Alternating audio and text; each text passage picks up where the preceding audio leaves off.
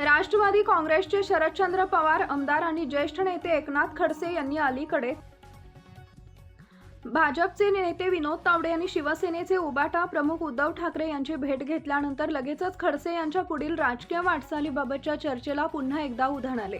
मात्र स्वतः खडसे यांनीच या सर्व चर्चांना पूर्णविराम देण्याचा प्रयत्न करून ही भेट केवळ निमंत्रणासाठी असल्याचं स्पष्ट केले। त्याचवेळी आमदारकी सोडून खडसे सध्या तरी भाजपमध्ये जाण्याची जोखीम पत्करण्याची शक्यता खूपच कमी असल्याचं मत राजकीय निरीक्षक नोंदवत आहेत।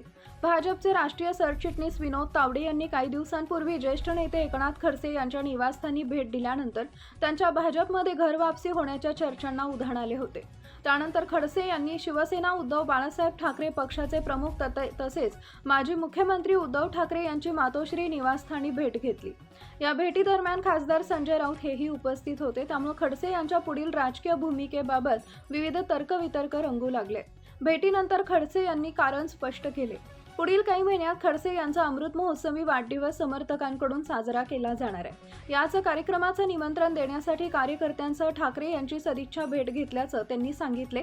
ही केवळ औपचारिक भेट होती। या भेटीचा कोणताही राजकीय घडामोडी किंवा पक्षप्रवेश यांच्याशी संबंध जोडणं योग्य ठरणार नाही असंही त्यांनी स्पष्ट केलंय। खडसेंबाबतच्या घडामोडींवर शनिवारी जळगावात पत्रकारांशी बोलताना भाजपचे मंत्री गिरीश महाजन तसेच शिवसेना नेते आणि पाणी पुरवठा मंत्री गुलाबराव पाटील यांनी एकनाथ खडसेंवर अत्यंत शिलक्या आणि खोचक शब्दात टीका केली आहे। मंत्री गिरीश महाजन यांनी नेहमीच्या शैलीत खडसेंना टोमणे मारले।